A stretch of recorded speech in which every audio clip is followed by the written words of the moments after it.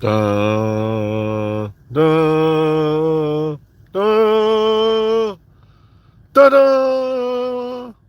Notice here the black spot on the planet Bulbus. No one's very sure exactly what it is.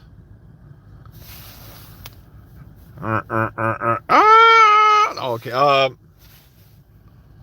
Well, it ain't going away. It must. I must have got a mole on my head. Oh well. Um. Good morning. I'm dying laughing because remember that evil, talentless hack Chris Chibnall? You know, the guy they said had no talent and, you know, was absolutely destroying the show. And now he's getting a series based off his novel that hasn't even been released yet out on ITV. It just goes to show you, oh, the sweet taste of karma. You got to love it. And like I said, that's why I die laughing when, when Jodie Whittaker, she's landing jobs left and right. Meanwhile, Matt Smith sat in the pool house over at Karen Gillan's for how long before he started getting anything that was worth a damn. I'm sorry, I don't count Terminator Genesis. Oh, God. How many people actually watched that flop?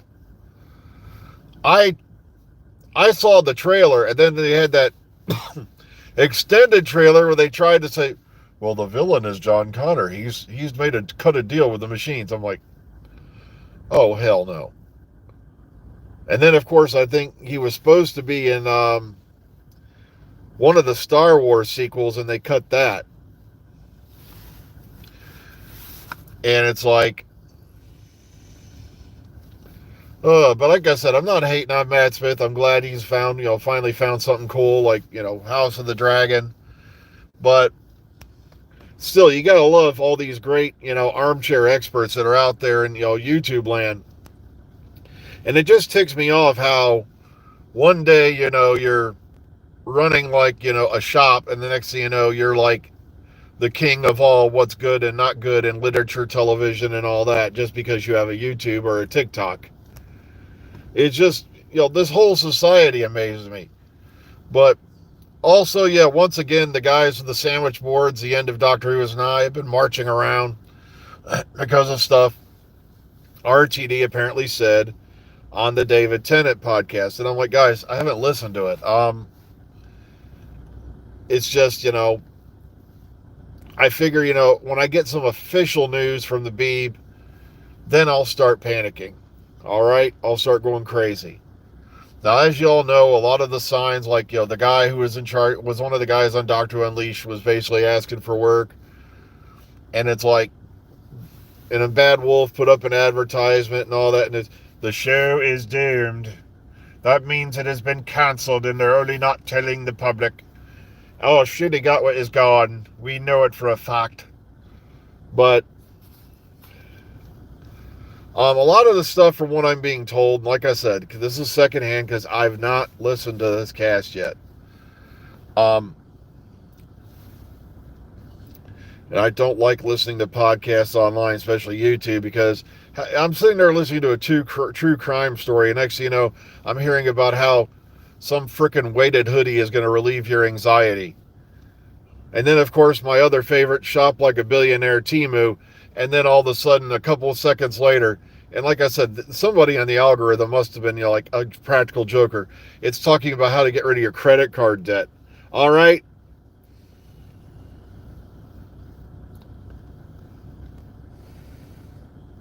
Yeah, plus, yeah, if they're ditching the show, why would they do that? Also, I've seen a new little clip that popped up with Shooty and Verada.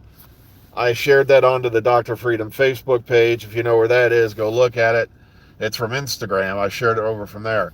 Um, it just amazes the living crap out of me how much, speculation and rumors come up out of complete garbage. Um, I think, from what I've been telling is RTD, as they say in over in the UK, was just taking the piss when he was talking about, replacing Shooty with like Michael Sheen or whatever. And also, he's talking about passing on the showrunnership, which, good luck, RTD, because no one wants it. And of course, everyone's jumping up and down going, Pete Mateague, Pete Mateague.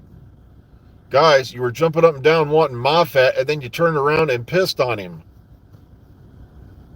You know, because he did some things you didn't like. You know, literally, there were death threats against members of his family, which is why he left social media back then. Thank you, fans.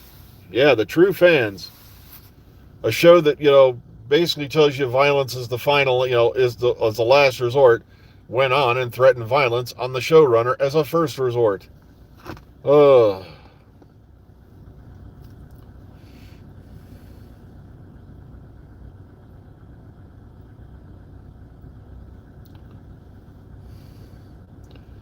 Okay, wait.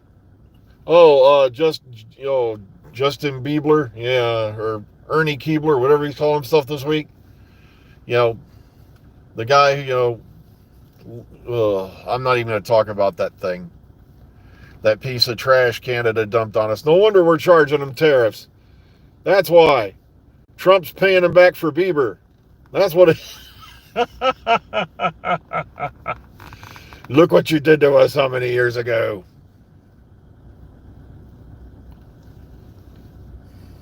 Exactly. They want Pete Mateague, but they're, you know, like I said, it's like, well, it was now my other favorite line, of course. Jody was okay. It was just the bad writing. And I'm like, could you make up your minds? One second you're saying Jody was a talentless hack, was hired for as a diversity hire, and all this stuff, and then all of a sudden it's Jody's okay, but the writing was bad. And of course, Chibnall was the absolute sum of all evil because he dared do something no other showrunner had dared do in the history of the show. Even though that Sidney Newman years ago, and you know, Patrick Troughton and many others implied the Doctor could be a woman, you know, how many years before?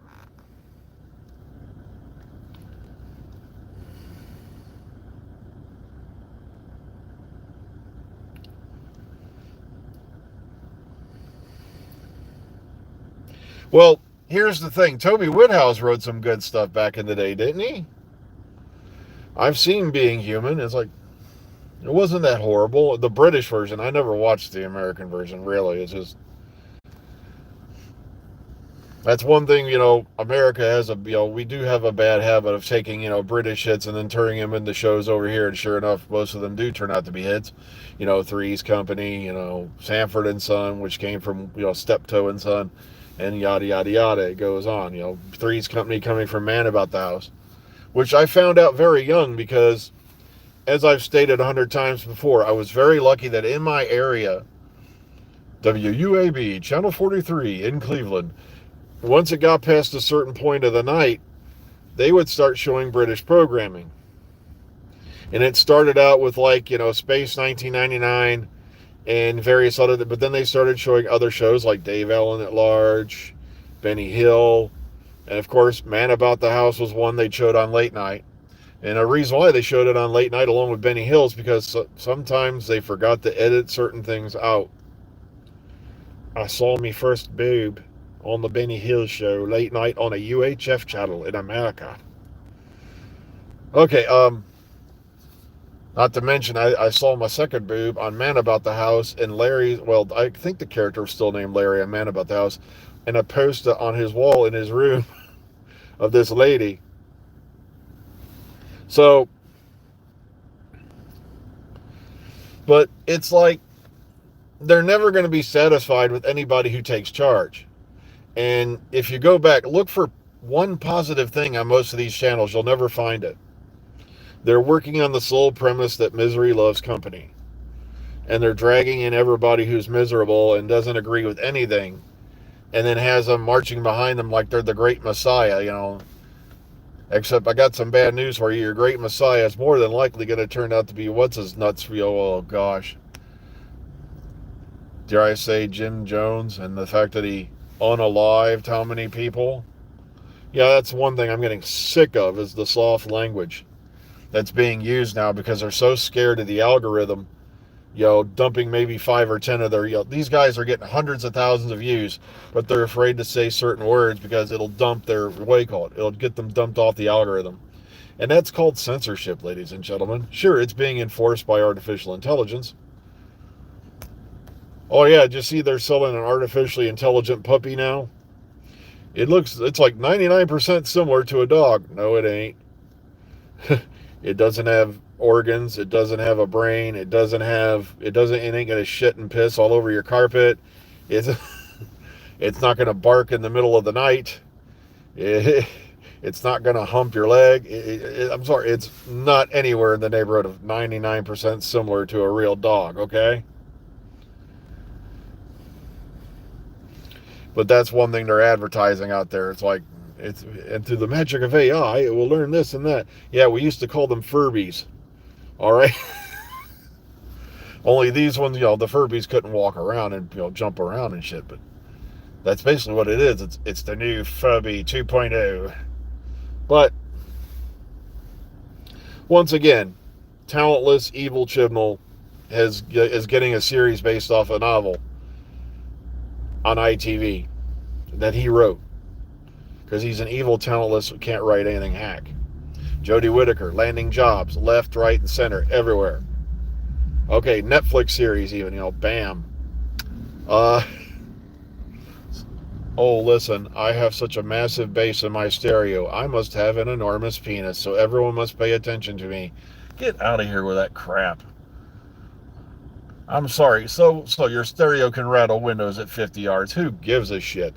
We got bigger problems like Armageddon about to break out over there in Europe and Asia. But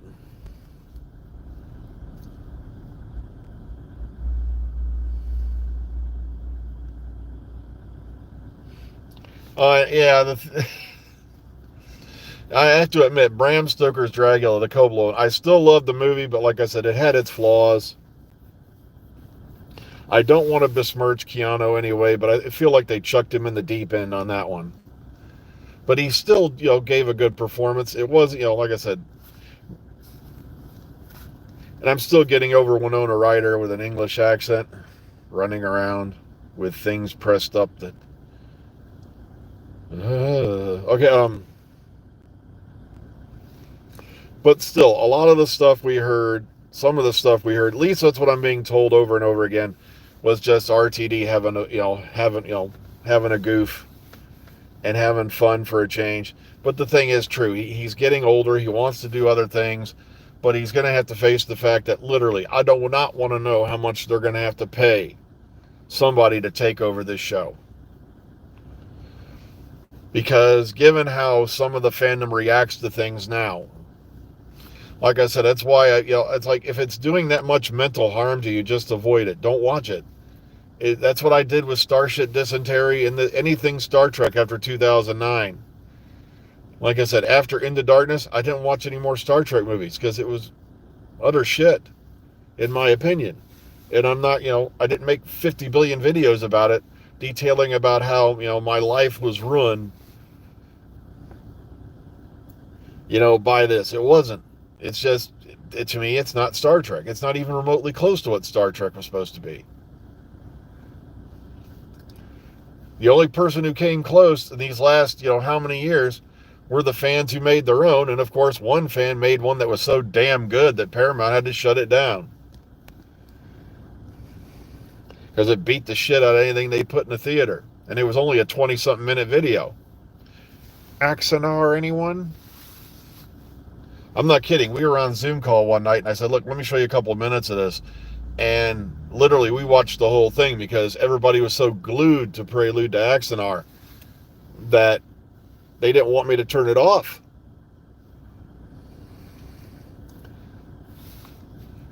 Meanwhile, but like I said, I don't have a dog in that fight anymore. I quit watching Star Trek, any of the new stuff. I haven't even bothered.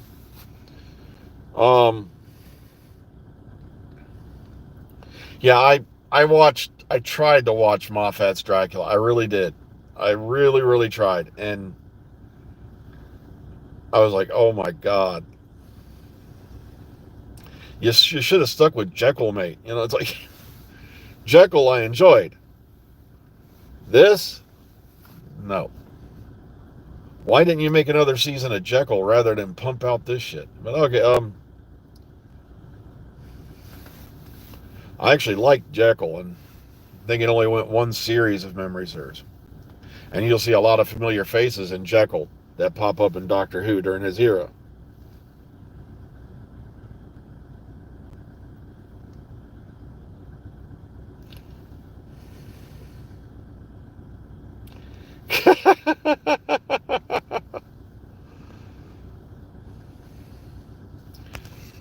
Well, like I said, though, we all have different tastes, we all have different likes, and sometimes with age comes wisdom, if you're lucky.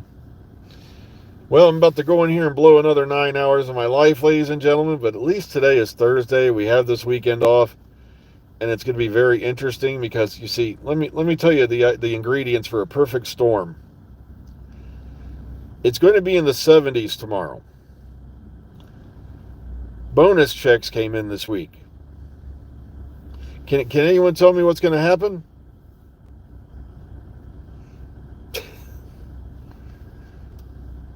I'm not kidding. It's going to be like a frickin' ghost town in here tomorrow. Except a ghost town would have a bit more of a population than what we're going to have.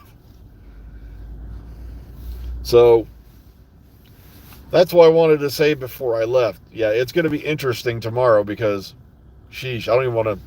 I can probably count on one hand how many people I know are going to show up tomorrow for work. Oh, well. Till then, though, folks, we will be back in here tomorrow. Please be kind, be calm, be safe. Enjoy the rest of your day. Remember, there will be no Saturday broadcast this week. So please don't look for us on Saturday. We won't be here. But tomorrow we will be back. So enjoy the rest of your Thursday, and we'll catch you then.